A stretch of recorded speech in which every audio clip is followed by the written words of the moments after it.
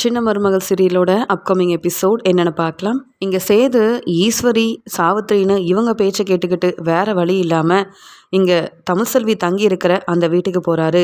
தமிழ்செல்வியை பார்த்து ரொம்ப கோவமா, நான் உன் கூட ஒன்று சேர்ந்து வாழணுன்றதுக்காக திட்டம் போட்டு இங்கே வந்து என் குடும்பத்தை அவமானப்படுத்துறியா? நான்லாம் உன் கூட ஒன்று சேரவே மாட்டேன். அது மட்டும் இல்லை, உன்னை பிரியணும்னு முடிவெடுத்ததுக்கப்புறமா நீ என்ன செஞ்சாலும் நான்லாம் உன்னை கண்டுக்க போகிறதே இல்லை. பாரு, என்னுடைய துணியெல்லாம் இருக்குது, எடுத்து துவைச்சி வை அப்படின்னு சொல்ல, அதுக்கூடனே தமிழ்செல்வி சிரிச்சுக்கிட்டே, என்ன நினச்சிட்ருக்கீங்க? உங்கள் கூட சேர்ந்து வாழணுன்றதுக்காக இங்கே வரலை. அது மட்டும் இல்லை, அங்கே கோர்ட்டில் முடிவு அப்படி சொன்னாங்களேன்னு தான் இங்கே வந்திருக்கேன். என் வாரிசை நீங்கள் ஏற்றுக்கணும், அது மட்டும்தான் எனக்கு வேணுமே தவிர்த்து உங்கள் கூட பழைய மாதிரியே பழைய தமிழ்செல்வியாக வாழ்வேன்னு மட்டும் நீங்கள் நினைக்காதீங்க. இதெல்லாம் என்னுடைய வேலை இல்லை. உங்களுக்காக உங்கள் துணியெல்லாம் நான் இதுக்கு துவைச்சி கொடுக்கணும்? உங்கள் வேலையை நீங்கள் பார்த்துக்கோங்க, எனக்கு படிக்க நிறைய இருக்குது அப்படின்னு சொல்லிட்டு தன்னுடைய வேலையை கவனிக்க சேதுக்கு ரொம்பவே கோவம் வருது. நான் சொன்னால் இந்த தமிழ்செல்வி எதுவுமே கேட்க மாட்டேங்கிறா, அப்புறம் எதுக்கு நான் இங்கே இருக்கணும்? என்னுடைய அப்பா என்னை புரிஞ்சிக்காம அவங்க முடிவை சொல்லிட்டாங்க. நீ தமிழ்செல்வி கூட 6 மாதம் அந்த வீட்டில் தான் இருக்கணும்னு சொல்லி அனுப்பிட்டாரு. நான் இதை எதிர்பார்க்கவே இல்லை. இங்கே வந்தால் தமிழ்செல்வி மதிக்க மாட்டேங்கிறா, எதிர்த்து பேசுகிறாளே, எப்படி இவ கூட இந்த வீட்டில் தங்குறது அப்படின்னு யோசிச்சுட்டு தன்னுடைய வீட்டில் போய் சாப்பிட போக அப்பத்தான் எப்பயும் போல் தமிழ்செல்விக்கு சப்போர்ட் பண்ணி, இந்த வீட்டில் நீ தங்கவும் கூடாது, சாப்பிடவும் கூடாது, என்னதான் இருந்தாலும் உன் பொண்டாட்டி தமிழ்செல்வி கிட்ட சொல்லி சமைச்சு கொடுக்க சொல்லு. இத்தனை நாள் இந்த வீட்டில் தானே நல்லா ருசியாக சாப்பிட்டுட்டு இருந்த. தமிழ்செல்வி நல்லா சமைச்சு கொடுப்பா, உனக்கு தேவையானதை அங்கே போய் கேட்டு வாங்கி சாப்பிடு. அதை விட்டுட்டு இங்கே வந்து சாப்பிடலான்ற எண்ணம் உனக்கு வரக்கூடாது. அங்கே ஜட்ஜம்மா என்ன சொன்னாங்க? இந்த வீட்டு பக்கம் வரக்கூடாது, தமிழ்செல்வியும் நீயும் ஒன்று சேர்ந்து வாழணும்னு சொன்னாங்கல்ல. நீ தேவையில்லாமல் தமிழ்செல்வியை விட்டுட்டு இங்கே வந்திருந்தா என்ன அர்த்தம்? நான் சொன்னதை கேட்கல. நானே ஜட்ஜம்மா கிட்ட நீங்கள் சொன்ன எதையும் கேட்காம சேது இப்படிலாம் செய்கிறான்னு ஃபோன் பண்ணி சொல்லுவேன். பிரச்சனை உனக்கு தான் வரும். தமிழ்செல்வியை பிரியணும்னு முடிவெடுத்து நீ தானே நோட்டீஸ் அனுப்புன. அங்கே கோர்ட் வரைக்கும் பிரச்சனையை கொண்டு போனது நீ தானே சேது. அவங்க சொன்ன முடிவையும் நீ ஒத்துக்கிட்டு தான் ஆகணும், வேற வழி இல்லை. அங்கே போய் தான் நீ இருக்கணுமே தவிர்த்து இந்த வீட்டுக்குள்ளே நீ வந்த அவ்வளவுதான், நான்லாம் பார்த்துட்டு சும்மா இருக்க மாட்டேன் அப்படின்னு சொல்ல, உடனே மோகனாவும், என்னத்தை நீங்கள் சாப்பிட வந்த சேதுவை சாப்பிட விடாமல் எந்திரிக்க சொல்கிறீங்க? அதுவும் தமிழ்செல்வி சமைச்சு கொடுத்தா தான் சாப்பிடணும்னு சொல்கிறீங்க. பாவம் தமிழ்செல்வியே மாசமாக இருக்கா, அவளையே அவளால் பார்த்துக்க முடியாது, நாம தான் இவங்களுக்கெல்லாம் சமைச்சு கொடுக்கணும். அதை விட்டுட்டு நீங்கள் அங்கே போக சொல்கிறீங்களே, என்னத்தை அப்படின்னு கேட்க, நீ அமைதியாரு மோகனா, உன் பையன் மேலே உள்ள பாசத்தில் நீ பேசுகிற. சேதுக்கு ஒரு நல்ல வாழ்க்கை கிடைக்கணும், என் பேத்தி தமிழ்செல்வியும் சேதுவும் ஒன்று சேர்ந்து வாழணும்னு நான் நினைக்கிறேன்.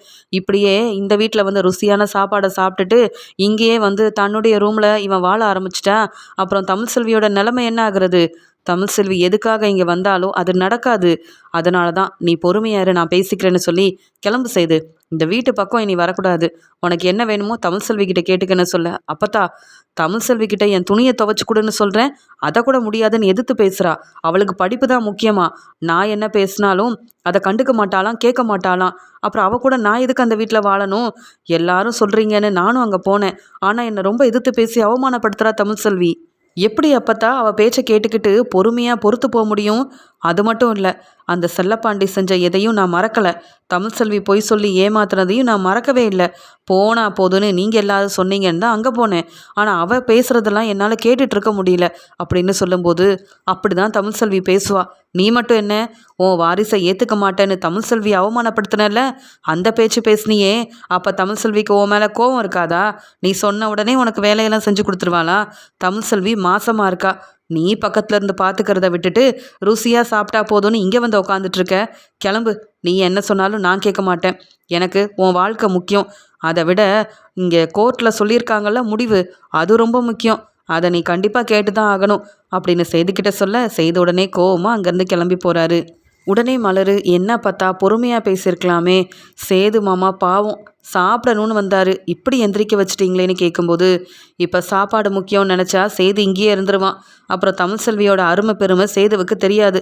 தமிழ்செல்வி எவ்வளோ கஷ்டப்பட்ட அந்த மொய் விருந்து ஏற்பாடு பண்ணி படிப்புக்கு பணத்தை ஏற்பாடு பண்ணுறதுக்கு. அப்போல்லாம் இந்த ராஜாங்கம் சேதுன்னு யாராவது தமிழ்செல்வியை கண்டுக்கிட்டாங்களா? பண உதவி செஞ்சாங்களா? இல்லையே. தனக்காக தமிழ்செல்வி எவ்வளோ கஷ்டப்படுறான்றத பக்கத்தில் இருந்து சேது பார்த்தா தான் புரியும். இப்படி நம்ம நல்ல சாப்பாடெல்லாம் செஞ்சு கொடுத்தா தமிழ்செல்வியை இந்த சேது புரிஞ்சிக்கவே மாட்டான். அதனால் போகட்டும். அங்கேயே இருந்து 2 பேரும் ஒருத்தரை ஒருத்தர் புரிஞ்சுக்கிட்டு ஒன்று சேர்ந்து வாழ்ந்தா அது பார்க்க சந்தோஷமாக இருக்கும்ல. அப்படி நடக்கணுன்றதுக்காக தான் என் பேரங்கிட்ட இப்படி பேசினேன். என்னை யாரும் தப்பாக நினைக்காதீங்க அப்படின்னு சொல்ல மலருக்கு புரியுது அப்பத்தா திட்டம் போட்டு தான் இப்படி பேசியிருக்காங்கன்னு. இன்னொரு பக்கம் இங்கே சித்ராவும் என்னம்மா இது, நாமளே இந்த சேதுவை அந்த தமிழ்செல்வி கூட ஒன்று சேர்ந்து வாழ அந்த வீட்டுக்கு அனுப்புன மாதிரிலாம் ஆயிடுச்சுன்னு கேட்கும்போது எனக்கும் பிடிக்கல தான். என்ன செய்ய, என்ன ஆனாலும் சேதுக்கிட்ட தமிழ்செல்வியை பற்றி தப்பாக பேசி பேசி அவன் மனசு மாற விடாமல் செய்யணும். அது மட்டும் இல்லை, தமிழ்செல்வியும் சேதுவும் என்றைக்கும் ஒன்று சேர்ந்துடக்கூடாது. அப்படி நடந்தால் நமக்கு பிரச்சனை. அதுக்கப்புறம் எல்லா உரிமையும் இருக்குன்னு இந்த வீட்டுக்குள்ளே வரது மட்டும் இல்லாமல் என் பையன் போஸு என்னென்ன செஞ்சான்னு தமிழ்செல்வி எல்லாரும் முன்னாடி சொல்லி மாட்டி விட்டுருவா. அப்புறம் நம்ம குடும்பமே இந்த வீட்டில் நல்லா சந்தோஷமாக வாழ முடியாது. இப்போ கேட்டப்போ பணம் கிடைக்குது, நமக்கு என்னென்ன வேணுமோ எல்லாமே ராஜாங்கம் மூலமாக கிடச்சிட்ருக்கு. வீட்டை விட்டு வெளியில் போனால் ரொம்ப கஷ்டப்பட வேண்டியதாயிரும். அதனால தான் தமிழ்செல்வி கிட்ட ரொம்ப நல்ல விதமாக பேசிட்டு சாவித்திரி கூட சேர்ந்து திட்டம் போட்டுட்ருக்கேன். என்னை பற்றி உனக்கு தெரியும்ல, என்ன ஆனாலும் தமிழ்செல்வி செய்துவேன், நான் ஒன்றும் சேர விடவே மாட்டேன். அதை மட்டும் நடக்க விட மாட்டேன் சித்ரா அப்படின்னு சொல்லிட்டு இருக்காங்க. இங்கே தாமரையும் அவங்க அம்மா சாவித்திரி கிட்ட, அம்மா ஏற்கனவே இங்கே சேது மாமாவை பற்றி உங்களுக்கு நல்லா தெரியும். அவர் போன உடனே அந்த தமிழ்செல்வி பேசி மனசெல்லாம் மாற்றிட்டா. அப்புறம் எனக்கு என் பொண்டாட்டி தான் முக்கியம்னு முடிவெடுத்துருவார்லம்மா சேது மாமா. இந்த அப்பத்தாவை பார்த்தீங்களா, வீட்டுக்குள்ளே சாப்பிட கூட விட மாட்டேங்கிறாங்க சேது மாமாவை. இப்படிலாம் இருந்தால் என்னம்மா செய்கிறது? அவங்க 2 பேரும் ஒன்று சேர்ந்தா நான் எப்படி சேது மாமாவை கல்யாணம் பண்ணிக்கிறது? இந்த தமிழ்செல்வி வேணும்னே 6 மாதம் இங்கே தான் இருப்பேன்னு அவள் பையெல்லாம் எடுத்துகிட்டு வந்து நின்னாலே அப்பயே வெளியில் அனுப்பி விட்டுருக்கணுமா? சேது மாமா மனசு மாறிடக்கூடாதுமா. எனக்கு என்னவோ பயமாக தான் இருக்குது அப்படின்னு சொல்கிறாங்க தாமரை. அதுக்குடனே சாவித்திரியும் கண்டிப்பாக நடக்காது. சேதுக்கு தமிழ்செல்வி மேலேயும் அவள் குடும்பத்து மேலேயும் அம்புட்டு கோபம். என்னதான் இருந்தாலும் தனக்கு தன்னுடைய அம்மாவே வாரிசாக வரப்போகிறாங்கன்னு எதிர்பார்த்த சேது இந்த தமிழ்செல்விக்காக எவ்வளோ கஷ்டப்பட்டான். அதெல்லாம் உண்மை இல்லைன்னு தெரிஞ்சுக்கிட்டு இப்போ வரைக்கும் தமிழ்செல்வி மேலே பாசமே இல்லாமல் இருக்கான். அது மட்டுமா, அந்த செல்லப்பாண்டி அங்கே இங்கேன்னு எல்லார்கிட்டேயும் வேலை வாங்கி தரேன்னு இங்கே அண்ணன் பேரை சொல்லி பணத்தை வாங்கி இந்த குடும்பத்தையே தலகுனிய வச்சுருக்கானே, அதெல்லாம் ஞாபகம் வரும்ல சேதுக்கு. அப்படி இவங்க 2 பேரும் செஞ்ச தப்பெல்லாம் நினச்சி பார்த்தா சேதுவால் கண்டிப்பாக தமிழ்செல்வி கூட ஒன்று சேர்ந்து வாழவே முடியாது. அது மட்டும் இல்லை, அந்த தமிழ்செல்வி காலேஜில் படிக்க போகலை, தன்னுடைய ஃப்ரெண்டுங்களை பார்த்து சந்தோஷமாக பேசி சிரித்து அவள் படிக்க போகிறேன்னு உன்னை ஏமாத்துறா அப்படின்னு இருக்கிற ஆதாரம் எல்லாத்தையும் அப்பப்போ இங்கே சேதுக்கிட்ட காமிச்சு சேது மனசை நான் மாற விட மாட்டேன். தமிழ்செல்வி மேலே இருக்கிற கோவம் சேதுவுக்கு என்றைக்கும் குறைய விடவே மாட்டேன். நீ தான் சேது கூட சந்தோஷமாக இந்த வீட்டில் ஒன்று சேர்ந்து வாழணும். நீ தான் சேதுவோட மனைவியாக இருக்கணும். அப்போ தானே நம்ம நினச்ச மாதிரி இந்த சொத்தெல்லாம் நமக்கு வரும். இப்போ எம்புட்டு கஷ்டப்பட்டு என் அண்ணன் முன்னாடி தலை குடிஞ்சு நின்னோம்ல, பணத்துக்கு வழி இல்லாமல் இங்கே எங்கே தங்க போகிறோன்னு கஷ்டப்பட்டுட்டு இருந்தோம். அந்த நிலைமை மறுபடியும் நமக்கு வரக்கூடாதுன்னா என் அண்ணன் சம்பாதிச்ச எல்லாமே நமக்கு தான் வரணும்.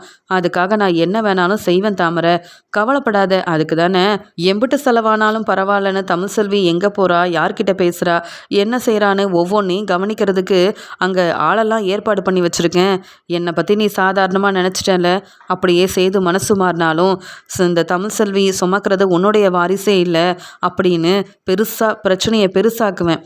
அது மட்டும் இல்லாமல் தமிழ்செல்வி மேலே பெரிய தப்பு இருக்குன்னு எல்லாரையும் நம்ப வைப்பேன். அதெல்லாம் எப்போ நடக்கணுமோ அப்போ நடக்கும். நீ கவலைப்படாமல் இரு, நான் பார்த்துக்கிறேன் அப்படின்னு சொல்ல இங்கே உடனே தாமரைக்கு ரொம்ப சந்தோஷமாக இருக்குது. என் அம்மா இருக்கும்போது யாராலையும் சேது மாமாவையும் என்னையும் பிரிக்க முடியாது. நான் சேது மாமா கூட ஒன்று சேர்ந்து கண்டிப்பாக வாழ்வேன் அப்படின்ற நம்பிக்கையோட சந்தோஷத்தில் இருக்காங்க தாமரை. இங்கே சேது தனியாக சமைச்சு சாப்பிடலான்னு நினைக்கிறாரு. தமிழ்செல்வியோட உதவி நமக்கு தேவையே இல்லைன்னு நினைக்கிறாரு. ஆனால் சேது சமைச்ச சாப்பாடை அவரால் சாப்பிட முடியாமல் இருக்க எத்தனை நாள் தான் இப்படி சாப்பிடாமல் இருக்கிறதுன்னு வேறு வழி இல்லாமல் தமிழ்செல்வி சமைச்ச சாப்பாடை எடுத்து யாருக்கும் தெரியாமல் சாப்பிட ஆரம்பிக்க இதை பார்த்து தமிழ்செல்வி சந்தோஷப்படுறாங்க. கொஞ்சம் கொஞ்சமாக மனசு மாறி உன் வாரிசை நான் சுமக்கிறேன்றதை நீ புரிஞ்சுப்ப. அது மட்டும் இல்லாமல் உன்னெல்லாம் நான் சும்மா விட மாட்டேன். அந்த பேச்சு பேசினால செய்து அதுக்கு பாடம் புகட்ட தான் உன் வீட்டுக்கே நான் வந்திருக்கேன் அப்படின்னு நினைக்கிறாங்க. தமிழ்செல்வி காலேஜுக்கு கிளம்பும்போது சேது பிரச்சனை பண்ண உடனே நான் உங்களை என் வீட்டுக்காரராவோ இல்லை நீங்கள் என்னை பார்த்துக்கணுன்னு நினைக்கல. அதே மாதிரி நான் படிக்கக்கூடாது, காலேஜுக்கு போகக்கூடாதுன்னு நீங்கள் யாருங்க சொல்கிறதுக்கு? எதுவாக இருந்தாலும் என்னோட வக்கீல்கிட்ட பேசிக்கோங்க அப்படின்னு சொல்லிடுறாங்க. உடனே சேது அமைதியாயிடுறாரு. அப்பா ஏற்கனவே சொன்னாங்க, எல்லாருக்கும் மதிப்பும் மரியாதை மரியாதையும் கொடுக்கணும். அங்கே வந்து அவங்க சொன்ன முடிவை நம்ம ஏற்றுக்கணும்னு இந்த தமிழ் செல்வி கிட்ட பிரச்சனை செஞ்சோன்னா அதுக்கப்புறம் அதனால் அப்பா தலகுனிவாருன்னு அமைதியாகவே இருந்துடுறாரு சேது. இதெல்லாம் பார்த்துட்டு இருக்க தமிழ் செல்வி ரொம்ப சந்தோஷப்படுறாங்க. தமிழ் செல்வி காலேஜுக்கு போகிறாங்க, நல்லா படிக்கிறாங்க. இது எல்லாமே இது எல்லாமே தமிழ் செல்விக்கு சந்தோஷமாக இருக்குது. ஆனால் கொஞ்சம் கொஞ்சமாக சேது மனசு மாறிடக்கூடாது அப்படின்னு நினச்ச சாவித்ரி அங்கே ஏற்கனவே காலேஜில் தமிழ் செல்வியை கவனிக்கிறதுக்கு ஏற்பாடு பண்ணி வச்சுருக்கேன் அந்த அம்மாவுக்கு ஃபோன் பண்ணி, இன்றைக்கி தமிழ் செல்வி காலேஜுக்கு வந்தால அவள் என்னென்ன செஞ்சான்னு ஏன் ஆதாரத்தை அனுப்பாமல் இருக்கேன்னு கேட்க, அனுப்புகிறேம்மா, நான் இன்னைக்கு கண்டிப்பாக அனுப்பிடுறேன். அதை நீங்கள் யார்கிட்ட காமிக்கணுமோ காமிங்க. அதுக்கு தேவையான பணத்தையும் எனக்கு அனுப்பி வைங்க. உங்களுக்காக எவ்வளோ கஷ்டப்பட்டு இந்த வேலையை செய்கிறேன்னு தெரியும்ல அப்படின்னு கேட்கும்போது, அதெல்லாம் எனக்கு தெரியுது. சீக்கிரமாக எல்லாத்தையும் அனுப்பு. அந்த சேதுக்கிட்ட காமிக்கணும். தமிழ் செல்வி படிக்க போகிறேன்னு கிளம்பி போகிறாளே, உன் பொண்டாட்டி லட்சணத்தை பாரு, அவள் யார்கிட்ட பேசுகிறா, எப்படிலாம் நடந்துக்கிறான்னு நீ பார்க்க வேண்டாமான்னு சேது முன்னாடி காமிக்கணும். இன்றைக்கி தமிழ் செல்விக்கும் சேதுக்கும் பெரிய பிரச்சனையை செய்யணும் அப்படின்னு சாவித்ரி பெரிய திட்டத்தை போடுறாங்க. எப்பயும் போல் இங்கே தமிழ் செல்வி அவங்க ஃப்ரெண்டுக்கிட்டையும் அவங்க ஃப்ரெண்டு ஜெனிக்கிட்டையும் அந்த சக்திக்கிட்டையும் பேசிகிட்டு இருக்க எல்லாத்தையும் ஆதாரமாக அனுப்பி வைக்க, இங்கே இது எதுவுமே தெரியாத தமிழ் செல்வியும் எப்பயும் போல் அவங்க பேசிகிட்டு இருக்காங்க. மற்றபடி எந்த ஒரு தப்பான எண்ணமும் தமிழ் செல்விக்கு இல்லை. ஆனால் அந்த பிரச்சனையை பெருசாக்கணுன்றதுக்காக இங்கே தனியாக உட்காந்துட்டு இருந்த சேதுக்கிட்ட இந்த ஆதாரத்தை காமிச்சு தமிழ் செல்வியை மாட்டி விடணும். திரும்பி வர தமிழ் செல்வியை சேது இன்னைக்கு வெளுத்து வாங்கணும். இனி தமிழ் செல்வி படிக்க அங்கே வெளியில் போகக்கூடாது, காலேஜ் பக்கமே போகக்கூடாது. பெரிய டாக்டர் ஆகி காட்டுறேன்னு சொல்கிறால இந்த தமிழ் செல்வி, அதெல்லாம் நடக்க விடக்கூடாது. ஏன்னா தமிழ் செல்வி மட்டும் உண்மையாகவே படித்து டாக்டர் ஆகிட்டா எல்லாரும் நம்ம குடும்பத்தை பாராட்டி பேசுவாங்க. சேது தான் இதுக்கு காரணம்னு தமிழ் செல்வியும் பேசி சேதுவோட மனசை மாற்றிடுவா. அப்புறம் என்ன, என் மருமக பெரிய டாக்டர் ஆகிட்டா, எனக்கு பாராட்டை தேடி தந்திருக்கா, எல்லாரும் என்னை புகழ்ந்து பேசுகிறாங்கன்னு இங்கே ராஜாங்க அண்ணனும் மனசு மாறிடுவார். அப்புறம் தமிழ் செல்வியும் சேதுவும் ஒன்று சேர்ந்துருவாங்க. அப்படி நடக்கவே கூடாது அப்படின்னு அந்த ஆதாரத்தையே பார்த்துட்ருக்காங்க சாவித்ரி. இதை தாமரை கிட்ட காமிக்கிறாங்க. பாரு, அந்த தமிழ் செல்வியை நம்பி சேது காலேஜுக்கு அனுப்புனா அவள் எவ்வளோ சிரிச்சு யார்கிட்டலாம் பேசிகிட்டு இருக்கா பாரு. படிக்க போகிற மாதிரியா இருக்கா அந்த தமிழ் செல்வி, இவெல்லாம் படித்து பெரிய டாக்டர் ஆன மாதிரி தான் அப்படின்னு சொல்ல, இப்போ என்னம்மா செய்ய போகிறீங்க அப்படின்னு கேட்க, எப்பயும் போல தான் தாமரை, இந்த ஆதாரத்தை சேதுக்கிட்ட காமிச்சு சேதுவுக்கு இன்னும் தமிழ் செல்வி தான் தப்பு பண்ணான்னு அதிகமாக கோவப்படுற மாதிரி செய்ய போகிறேன். இன்றைக்கி திரும்பி வந்த உடனே தமிழ் செல்வியை இங்கே சேது வெளுத்து வாங்க போகிறான். நாளையிலேருந்து தமிழ் செல்வி காலேஜுக்கு போக போகிறதே இல்லை. இதெல்லாம் நடக்குதா இல்லையான்னு பாரு. என்கிட்ட இந்த ஆதாரம்லாம் இருக்கிற வரைக்கும் நான்லாம் பயப்படவே மாட்டேன். அதே மாதிரி சேதுவும் கண்டிப்பாக மனசு மாற நான் விடவே மாட்டேன் அப்படின்னு சொல்ல, ரொம்ப சந்தோஷமா. இப்போ கண்டிப்பாக அந்த தமிழ் செல்வி காலேஜ் கிளம்பி போனதால் சேது மாமா அந்த சின்ன வீட்டில் தனியாதமாக இருப்பார், நம்ம போய் பேசி பார்ப்போமே அப்படின்னு சொல்ல, சரிவா, யாருக்கும் தெரியாமல் முதல்ல போய் பேசிட்டு வருவோம் அப்படின்னு ஆதாரத்தையும் எடுத்துகிட்டு போகிறாங்க. அந்த சமயம் இங்கே ஈஸ்வரியும் சித்ராவும் சேதுக்கிட்ட பேசிகிட்டு இருக்காங்க. நீ கவலைப்படாத சேது, சரியாக சாப்பிடாம இந்த சின்ன வீட்டில் தங்க கூட முடியாமல் எவ்வளோ கஷ்டப்பட்டுட்ருக்கேன்னு எனக்கு தெரியுது. ஆனால் என்ன செய்கிறது, உன் நிலமை இப்படி ஆயிடுச்சே. எல்லாத்துக்கும் காரணம் அந்த தமிழ் செல்வி. எப்படி தான் இப்படி நம்ம குடும்பத்தை ஏமாற்றிட்டு ஒன்றும் தெரியாத மாதிரி வந்து இருக்காளோ தெரியல. நீ மட்டும் மனசு மாறிடாத. அந்த குடும்பமே நம்மளை ஏமாற்றணும்னு நினைக்கிறாங்க. இந்த சொத்து பணம்னு எல்லாத்துக்கும் ஆசைப்பட்டு தான் தமிழ் செல்வி இங்கே வசதியாக வாழலாம் நினச்சி வந்திருக்கா. என்னதான் நான் இந்த வீட்டுக்குள்ளே வரமாட்டேன்னு தமிழ் செல்வி சொன்னாலும் அவளுக்கு ஓ மேலே அக்கறை இல்லை, ஓ மேலே உண்மையான பாசம் இல்லை. அப்படி இருந்திருந்தா காலேஜுக்கு போக வேண்டாம், நீ படிக்க வேண்டான்னு சொன்ன உடனே அவள் ஓன் பேச்செல்லாம் கேட்டிருக்கணும். அதெல்லாம் மீறி காலேஜுக்குள்ளே போயிருக்கா. எதுக்கு நீ என்ன சொன்னாலும் உடனே வக்கீல்கிட்ட பேசுங்கன்னு ஃபோன் பண்ணி உன்னை அவமானப்படுத்தினால. இப்படிப்பட்ட தமிழ் செல்வியை நீ நம்பி எப்படி தான் இந்த வீட்டில் இருக்கிறியோ தெரியல. நீ பேசாமல் கிளம்பி வந்துருன்னு கூட சொல்ல முடியல. ஏன்னா ராஜாங்க மாமா ஒரு முடிவெடுத்துட்டா அதை நம்ம மீறவே மாட்டோம்ல. என்ன செய்ய போறியோ. தமிழ் செல்வி மேலே இருக்கிற கோபம் உனக்கு குறையவே கூடாது. அந்த குடும்பம் என்னைக்கா இருந்தாலும் இந்த வீட்டு பக்கம் உரிமையோடு வரவே கூடாது. 6 மாதம்தான், நீ பொறுமையாக இரு. அப்புறம் தமிழ் செல்வி எனக்கு பிடிக்கல, தமிழ் செல்வி என்னென்ன செஞ்சான்னு சொல்லி நீ தமிழ் செல்வியை பிரிஞ்சுட்டேன்னு வையேன், உனக்கு ஒரு நல்ல வாழ்க்கையை நாங்கள் ஆரம்பித்து கொடுப்போம். கவலைப்படாமல் இரு. உனக்கு வேணும்னா சொல்லு, நாங்களே சமைச்சு எடுத்துகிட்டு வரோம் அப்படின்னு இங்கே ஈஸ்வரி இங்கே சேதுக்கிட்ட பேசி தமிழ் செல்வி மேலே இருக்கிற கோவத்தை அதிகப்படுத்துகிறாங்க. உடனே இங்கே சேதுவும், சின்னம்மா, எனக்கு தமிழ் செல்வி மேலே இருக்கிற கோவம் குறையவே இல்லை. நான் சரியாக சாப்பிடலனாலும் சரியாக இந்த இடத்துல தூங்கலைனாலும் அவள் என் பேச்சை கேட்குறதும் இல்லை. எனக்காக நான் எதுவும் செய்ய மாட்டேங்கிறா. அவளெல்லாம் எதுக்காக நான் மனசு மாறி ஏற்றுக்கணும்? அந்த குடும்பத்தை பற்றி எனக்கு தெரியாது. அந்த செல்லப்பாண்டி பணத்தை வாங்கி ஏமாத்துனா, என் வாரிசு சுமக்கிறதா சொல்லி என்ன ஏமாத்துனா. இப்படி இந்த குடும்பத்தை பற்றி தெரியாமல் தமிழ்செல்வியை கல்யாணம் பண்ணது ஏன் தப்பு. ஆனால் என்னால் என் அப்பாவும் ரொம்பவே அனுபவிச்சிட்ருக்காரு. நான்லாம் மனசு மாற மாட்டேன் சின்னம்மா. நீங்கள் கவலைப்படாதீங்க. எனக்கு சாப்பாடெல்லாம் முக்கியமே இல்லை. 6 மாதம் இந்த 6 மாதம் இங்கே இருந்துட்டு நான் என் முடிவில் என் மாற்றமே இல்லை, நான் மனசு மாறலன்னு எல்லாருக்கும் நான் புரிய வைப்பேன் அப்படின்னு பேசிகிட்ருக்க. அந்த சமயம் சாவித்திரி தாமரை ஆதாரத்தோட போக, என்ன எல்லாரும் ஒன்று சேர்ந்து பேசிகிட்டு இருக்கீங்க அப்படின்னு கேட்க, அது வேற ஒன்றும் இல்லை அத்தாச்சி. பாவம் சேது இந்த சின்ன வீட்டில் எப்படி தங்கிட்டு இருக்கானோன்னு பார்க்க வந்தோம். தமிழ்செல்வி இருந்தால் இந்த பக்கம் வர முடியாது. அதான் தமிழ்செல்வி இங்கே சேதுவோட பேச்சு கூட கேட்காம காலேஜுக்கு கிளம்பி போயிட்டால. அதான் சேதுவை பார்த்துட்டு வரலாம், சேது சாப்பிட்டானான்னு நாம தானே இருக்கோம் சேதுவுக்கு கேட்குறதுக்கு, அதான் கேட்க வந்தேன் அப்படின்னு சொல்ல, உடனே தாமரையும் என்னதான் மாமா தமிழ்செல்வி மேலே உண்மையாக பாசம் வச்சுருந்தாலும் தமிழ்செல்வி இப்படிலாம் செய்வான்னு நான் எதிர்பார்க்கவே இல்லை அப்படின்னு சொல்கிறாங்க. உடனே இங்கே சேதுவும் என்னாச்சு, என்ன பிரச்சனை, தமிழ்செல்வியை பற்றி தப்பாக பேசாதீங்கன்னு ஏற்கனவே நான் சொல்லியிருக்கேன்ல, அப்புறம் என்ன தாமரை உனக்கு அப்படின்னு கேட்க, பார்த்தீங்களா மாமா, இப்போ கூட தமிழ்செல்வியை நீங்கள் விட்டு கொடுக்க மாட்டேங்கிறீங்க. உங்கள் மனசில் இன்னும் தமிழ்செல்வி தான் இருக்கா. அவள் உங்களுக்கு பிரச்சனை செய்கிறா, அதை ஏன் புரிஞ்சிக்க மாட்டேங்கிறீங்க? அவள் உங்களுக்கு ஒரு நல்ல மனைவியாகவும் இல்லை, இப்போ கூட உங்கள் கூட ஒன்று சேர்ந்து வாழணுன்னா வந்திருக்கா. இந்த வசதியான வாழ்க்கையை அனுபவிக்கணுன்றதுக்காக வந்திருக்கா. நீங்கள் தான் அது எதையுமே புரிஞ்சிக்காமல் இருக்கீங்க. இன்றைக்கி தமிழ்செல்வி உங்கள் பேச்சை கேட்காம காலேஜுக்கு கிளம்பி போனாலே அந்த கோவத்தில் தானே இருக்கீங்க. எதுக்காக காலேஜுக்கு போயிருக்கான்னு உங்களுக்கு தெரிய வேண்டாமா? இங்கே பாருங்க அப்படின்னு சொல்ல, மறுபடியும் ஆதாரத்தெல்லாம் காமிக்காதீங்க. நான் உங்ககிட்ட ஏற்கனவே சொல்லிட்டேன், தமிழ்செல்வியை பற்றி எனக்கு தெரியும். நான் என்றைக்கும் தமிழ்செல்வியை சந்தேகப்பட மாட்டேன்னு. அப்புறம் என்ன உங்களுக்கு? அத்தை, நான் சொன்னதெல்லாம் உங்களுக்கு தெரியும்லன்னு சொல்லும்போது, சேது புரிஞ்சுக்கப்பா, நாங்கள் உனக்கு தான் சப்போர்ட் பண்ணுறோம். அந்த தமிழ்செல்வி நீ நினைக்கிற மாதிரிலாம் இல்லைன்னு உனக்கு புரிய வைக்கிறதுக்காக ஆதாரத்தை கொண்டு வந்தா நீ என்னப்பா இப்படி பேசுகிற அப்படின்னு இங்கே ரொம்ப பாசமாக பேசுகிறேன். இங்கே சாவித்திரியும் இதை மட்டும் பாரு அப்படின்னு அந்த அம்மா அனுப்பின ஆதாரத்தை காமிக்கிறாங்க. இதை பார்த்துட்டு ஈஸ்வரியும் என்னத்தாச்சு இது, தமிழ்செல்வி எல்லார்கிட்டையும் இப்படி பேசிகிட்டு இருக்கா, அது மட்டும் இல்லை இது யாரு அப்படின்னு கேட்க, இந்த பையன்தான் தமிழ்செல்வி கூட படித்தவனா. இந்த சக்தின்றவன் தமிழ்செல்வியை படிக்கும்போதே விரும்பினானா, தமிழ்செல்வியை தான் கல்யாணம் பண்ணிக்கணும்னு ஆசைப்பட்டானா. இங்கே சேது என்னவோ விரும்பி கல்யாணம் பண்ணிட்டு அவன் நினச்சதை செய்ய விடலை போல. ஆனால் இப்போ தமிழ்செல்வி தனியாக தான் இருக்கா. மாசமாக இருந்தாலும் பரவாயில்லன்னு தமிழ்செல்வி கிட்ட நல்லா பேசுறது, அவளுக்கு தேவையானதை செஞ்சு கொடுக்கறது, கவனிக்கிறதுன்னு இந்த பையன் தமிழ்செல்வியோட காலேஜில் வேலை பார்க்குறதுனால 2 பேரும் அப்பப்போ பார்த்து பேசிக்கிறாங்க. சொல்லப்போனால் இந்த தமிழ்செல்வி மறுபடியும் சேதுவை ஏமாத்திட்டுருக்கா. இங்கே பாருங்க, நான் என்னவோ ஆதாரத்தை காமிச்சு தமிழ்செல்வி மேலே தப்பு இருக்குன்னு சொல்கிறேன்னு நீங்கள் நினச்சாலும் அதுதானே உண்மை. பாரு சேது, நல்லா பாரு அப்படின்னு காமிக்க, அதெல்லாம் பார்த்துட்டு சேதுக்கு ரொம்பவே கோவம் வருது. உடனே தாமரையும், பார்த்தீங்களா மாமா, ஏதோ நாங்கள் தமிழ்செல்வியை உங்கள் முன்னாடி தப்பாக பேசுகிறோன்னு புரிஞ்சுக்கிட்டு என்ன திட்டிங்க. அந்த தமிழ்செல்விக்கு உண்மையாகவே உங்கள் மேலேயும் பாசம் இல்லை, நம்ம குடும்பம் மேலேயும் அக்கறை இல்லை.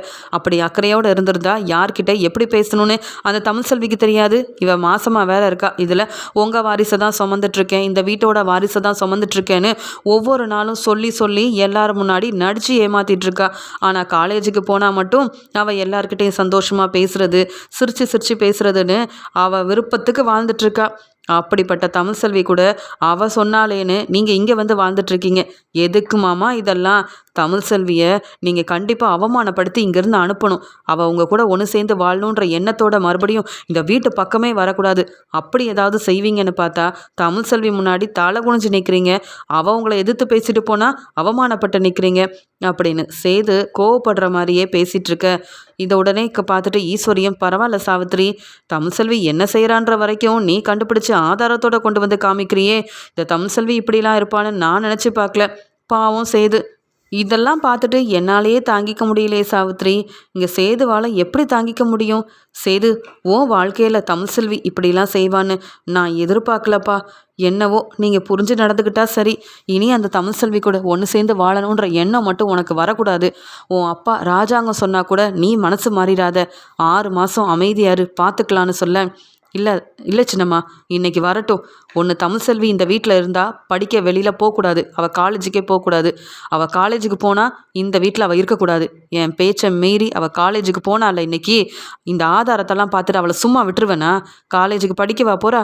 இப்படி சந்தோஷமாக பேசி சிரிச்சுக்கிட்டு, அதுவும் தேவையில்லாமல் அந்த சக்திகிட்டலாம் பேச வேண்டிய அவசியம் என்ன இருக்குது? அவனை பற்றி தெரிஞ்சிருந்தும் அவன் பேச வந்தா பேச மாட்டேன்னு சொல்லியிருக்கணும்.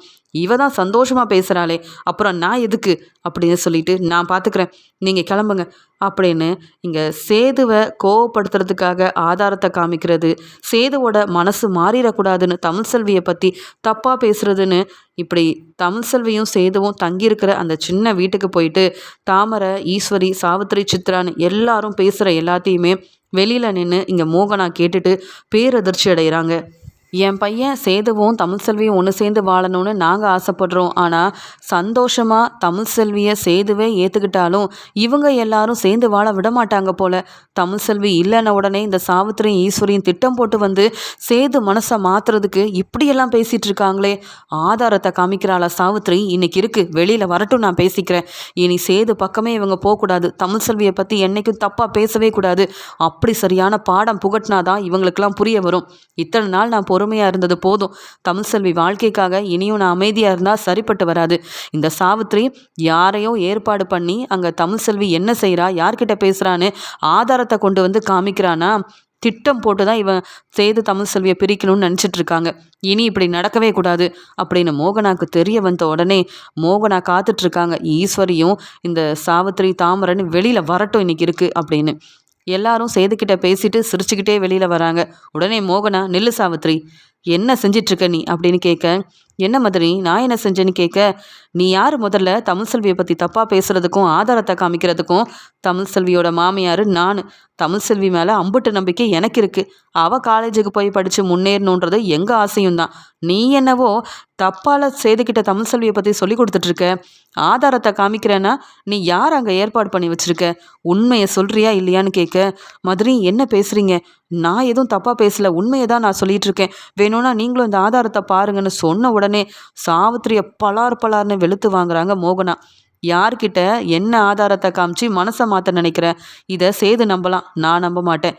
உன் வேலையை பார்க்காம போனா போதுன்னு உன்னை வீட்டுக்குள்ளே விட்டதுக்கு உன்னால் முடிஞ்சதை செஞ்சிட்ருக்கியா? இப்படிப்பட்ட வேலையை நீ செஞ்ச, அவ்வளவுதான். இதை உடனே உன் அண்ணன்கிட்ட சொல்கிறேன். நீ யார்கிட்ட பணத்தை கொடுத்து ஏற்பாடு பண்ணி வச்சுருக்கேன்னு கண்டுபிடிச்சி உன்னையும் அங்கே இந்த ஆதாரத்தை அனுப்புகிறாங்கல்ல அவங்களையும் நான்லாம் சும்மா விட மாட்டேன். தப்பு செய்கிற யாரையும் இந்த வீட்டில் இருக்கவும் நான் இனி விட மாட்டேன். தமிழ்செல்விக்காக நான் என்ன வேணாலும் செய்வேன்னு மோகனா சொல்லும்போது, என்ன மாதிரி நீங்கள் என் மேலே கோவப்படுறீங்க? நான் தான் தமிழ்செல்வி என்னென்ன செய்கிறான்னு ஆதாரத்தை காமிக்கிறேன்னு சொல்ல, அதான் நானும் சொல்கிறேன். நீ யார் இந்த ஆதாரத்தை காமிக்கிறதுக்கு? தமிழ்செல்வி படிக்க போகிறா, படிச்சுட்டு வீட்டுக்கு வரா. அவள் எப்படின்னு எனக்கு நல்லா தெரியும். நீ யார் தமிழ்செல்வியை தப்பாக பேச? இதை நான் மட்டும் இல்லை, உன் அண்ணன் ராஜாங்கம் பார்த்தா கூட கண்டிப்பாக நம்ப மாட்டார், உன்னை வெளுத்து வாங்கிடுவார். அதுக்காக தான் இனிமேல் இப்படிப்பட்ட ஆதாரத்தோட இங்கே சேது முன்னாடி நின்று சேது தமிழ்செல்வியை பிரிக்கணும்னு திட்டம் போட்டுட்டு போன நீ இந்த வீட்டில் உன் பொண்ணோட இருக்கவே முடியாது. நானே வெளுத்து வாங்கி வீட்டை விட்டு வெளியில் அனுப்பிடுவேன். புரியுதா இல்லையான்னு கேட்டுட்டு ஈஸ்வரியை பார்த்துட்டு, என்ன ஈஸ்வரி, நீ பேசுனதையும் கவனிச்சேன். தமிழ்செல்விக்கிட்ட நல்லா பேசிட்டு சேது முன்னாடி தமிழ்செல்வியை வேற மாதிரில பேசி மாட்டி விட்டுட்ருக்க. உனக்கு இதுதான் வேலையா? உன் குணம் என்னன்னு எனக்கு நல்லா தெரியும் ஈஸ்வரி. நீ ஏதோ திட்டம் போட்டுட்ருக்க, ஆனால் அதெல்லாம் நடக்க நான் விட மாட்டேன். இப்போ கூட நீ சேதுக்கிட்ட என்னென்ன பேசுனேன்னு எல்லாம் தெரியும். ஏற்கனவே என் மருமக கிட்ட அந்த போஸ் எப்படி நடந்துக்கிட்டான்னு உனக்கு ஞாபகம் இருக்கா? தன்னுடைய அண்ணனோட மனைவின்னு கூட பார்க்காம அவன் தமிழ்செல்விக்கிட்ட தப்பாக பேசினதெல்லாம் எல்லாரும் பார்த்தோம். இங்கே அத்தை தான் இங்கே போஸை வந்து வெளுத்து வாங்கினாங்க. அதெல்லாம் இப்போ நான் வந்து சேதுக்கிட்ட சொன்னால் கூட போஸையும் ஒன்னையும் சேது சும்மா விட மாட்டான். அதெல்லாம் நான் போய் சொல்லட்டுமா? இல்லைனா என் வீட்டுக்காரர்கிட்ட போஸ் என்னென்ன செஞ்சான்னு நான் சொன்னேன்னா நீ குடும்பமாக இந்த வீட்டில் இருக்க முடியாது. இவ்வளோ சொத்தையும் நல்லாவே வந்து பயன்படுத்திகிட்ருக்கீங்கல்ல, எங்கேயும் வேலைக்கு போகாமல். அந்த ஒரு வாய்ப்பும் உங்களுக்கு கிடைக்கவே கிடைக்காது. இப்போ கூட உங்களெல்லாம் நான் எதுக்காக சும்மா விடுறேன்னா, உங்களால் இந்த வீட்டில் பிரச்சனை வருது, புதுசாக திட்டம் போடுறீங்கன்னு தெரிஞ்சுக்கிட்டேன். இனி அப்படி நடந்தால் நீயா இருக்கட்டும் இல்லை சாவித்திரியாக இருக்கட்டும், இந்த வீட்டில் சந்தோஷமாக இனி இருக்கவே முடியாது. தமிழ்செல்வி வாழ்க்கைக்காகவும் தமிழ்செல்வி ஒன்று சேர்ந்து வாழணுன்றதுக்காகவும் நீங்கள் தப்பு செய்கிறத கண்டிப்பாக நான் எல்லார்கிட்டேயும் சொல்லி உங்களுக்கு ஒரு பாடம் புகட்டி வீட்டை விட்டே வெளியில் அனுப்புவேன். அப்படின்னு இந்த சாவித்திரி ஈஸ்வரி சேதுக்கிட்ட பேசினது எல்லாத்தையுமே கேட்டுட்டு வந்து இங்கே 2 பேரையும் கூப்பிட்டு வெளுத்து வாங்குறாங்க மோகனா. இதெல்லாம் கேட்டுட்டு இருந்த ஈஸ்வரி பேரதிர்ச்சியோட, என்ன இப்படிலாம் பேசுகிறாங்க அத்தாச்சி அப்படின்னு சொல்லும்போது, போதும் போதும் ஈஸ்வரி, நடிக்காத. உன்னோட பையன் செஞ்சதெல்லாம் மறைக்கிற. தமிழ்செல்வியை பற்றி தப்பாக பேசி இங்கே குடும்பத்தில் பிரச்சனை செய்யணும்னு நினைக்கிற. இன்னைக்கு சேது மட்டும் தமிழ்செல்வி கிட்ட பிரச்சனை செஞ்சு அவங்க பிரியணும்னு நினச்சாங்க, நான் உன்னை சும்மா விட மாட்டேன் அப்படின்னு வெளுத்து வாங்கினது மட்டும் இல்லாமல் 2 பேரையும் பலார் பலார்னு வெளுத்துவாங்க. ஈஸ்வரியும் சாவித்திரியும் பதில் பேச முடியாமல் இங்கே தலை குனிஞ்சு நிற்கிறாங்க. இனி கண்டிப்பாக சேதுக்கிட்ட தமிழ்செல்வியை பற்றி தப்பாக பேச மாட்டோம், எங்களை மன்னிச்சிடுங்க. நாங்கள் செஞ்சதை இங்கே ராஜாங்க அண்ணன்கிட்டையும் சொல்லிடாதீங்க மதுரை, நான் சொல்கிறத நீங்கள் புரிஞ்சுக்கோங்க அப்படின்னு சாவித்திரி சொல்ல, நான் சொல்கிறத நீ கேட்டுக்க. போனா போதுன்னு இந்த வீட்டில் தங்கிட்டு இருக்க. அந்த வாய்ப்பு மறுபடியும் கிடைக்காது. ஏன் மருமகன்னா அது தமிழ்செல்வி தான். சேது கூட தமிழ்செல்வி ஒன்றா சந்தோஷமாக வாழணும்னா அதுக்கு நான் என்ன வேணாலும் செய்வேன். அதுக்கெல்லாம் பிரச்சனை செய்யணும்னு திட்டம் போட்டு வந்து இப்படி இங்கே தமிழ்செல்வியை பற்றி தப்பாக பேசி சேது மனசை மாற்றின யாரையும் நான் சும்மா விட மாட்டேன் அப்படின்னு சேதுக்கிட்ட பேசிகிட்டு இருந்த சாவித்திரி ஈஸ்வரியோட திட்டம் என்னன்னு கண்டுபிடிச்சது மட்டும் இல்லாமல் சாவித்திரி ஈஸ்வரியை பலார் பலார்னு வெளுத்து வாங்கி சரியான பாடம் புகட்டி அவங்க 2 பேரையும் வீட்டை விட்டே வெளியில் அனுப்பிடுவேன். இனி தமிழ்செல்வி வாழ்க்கையில் நீங்கள் 2 பேரும் தலையிடவும் கூடாது. சேது தமிழ்செல்வியை பிரிக்கிறதுக்கு திட்டம் போடவும் கூடாது. இன்னைக்கு எனக்கு உண்மை தெரிஞ்சதையே என்னால் தாங்கிக்க முடியல. இந்த உண்மை ராஜாங்கத்துக்கு தெரிஞ்சா அப்புறம் நீங்கள் யாரும் இந்த வீட்டில் சந்தோஷமாக வாழ முடியாதுன்னு மோகனா சொன்னதால் ஈஸ்வரியும் சாவித்திரியும் தலை குனிஞ்சு நிற்கிறாங்க. இதில் ஈஸ்வரி போஸை பற்றின உண்மை, போஸ் என்னென்னலாம் செஞ்சான்னு இங்கே சேதுக்கு தெரிஞ்சா அவ்வளவுதான். இந்த தமிழ்செல்விக்காக சேது என்ன வேணாலும் செய்வான். போஸு எங்கே இருக்கான்னு தேடி கண்டுபிடிச்சு போய் வெளுத்து வாங்கிடுவான். என் பையனுக்கு எந்த பிரச்சனையும் வரக்கூடாதுன்றதுக்காக தான் நானே இவங்க முன்னாடி ரொம்ப நல்லவ மாதிரி நடிச்சிட்ருக்கேன். இப்போ இந்த மோகனா கிட்ட வேற மாட்டிக்கிட்டேனே, என்ன செய்யன்னு தெரியல அப்படின்னு அழுதுகிட்டே போஸ்க்காக மன்னிப்பு கேட்குறாங்க மோகனா கிட்ட ஈஸ்வரி. உடனே இங்கே மோகனா சொல்கிறாங்க, நான் சொன்ன மாதிரியே செய்வேன். 2 பேரும் திருந்தலை, அப்புறம் இந்த வீட்டில் இருக்க முடியாது. உங்களை பற்றின எல்லா உண்மையும் வீட்டில் உள்ள எல்லார்கிட்டையும் சொல்லி சேதுக்கிட்டேயும் சொல்லி நானே மாட்டி விடுவேன். அப்புறம் நீங்கள் தான் வெளியில் போக வேண்டியதாயிரும். புரிஞ்சு நடந்துக்கோங்க. ஏன் மருமக தமிழ்செல்வியோட வாழ்க்கையில் தலையிடாதீங்க. நான்லாம் பார்த்துட்டு சும்மா இருக்க மாட்டேன்னு மோகனா சொல்லிட்டு போக, மோகனாவோட பேச்சால் பயந்து போய் நிற்கிறாங்க இங்கே ஈஸ்வரியும் சாவித்திரியும். போஸை பற்றின உண்மையை சொல்லிடுவேன்னு மோகனா வேற சொல்லிட்டு போகிறாங்க. இதெல்லாம் சேதுவுக்கு தெரிஞ்சா அவ்வளவுதான். இனி தமிழ்செல்வி வாழ்க்கையில் தலையிடாமல் இருக்கிறது தான் நல்லது போல அப்படின்னு ஈஸ்வரி நினைக்கிறாங்க. மோகனா சொன்னால் என் அண்ணன் அப்படியே கேட்பாரே, அப்புறம் ராஜாங்க அண்ணனும் என் மேலே கோவப்பட்டு வீட்டை விட்டு வெளியில் போக சொன்னால் என் நிலமை, இங்கே தாமரை நிலமை என்ன ஆகுறது? நான் திட்டம் போட்டது வேற, இங்கே நடக்கிறது வேறையால இருக்குது. மோகனா உண்மையை கண்டுபிடிச்சி இப்படி வெளுத்து வாங்குவாங்கன்னு நான் எதிர்பார்க்கவே இல்லையே அப்படின்னு இங்கே மோகனா தமிழ்செல்விக்கு சப்போர்ட் பண்ணி பேசிட்டு போனது மட்டும் இல்லாமல் இந்த ஈஸ்வரி சாவித்திரியை வசமாக மாட்டி விட்டுருவேன்னு சொல்லிட்டு போனதால் தலை குனிஞ்சு நிற்கிறாங்க ஈஸ்வரியும் சாவித்திரியும்.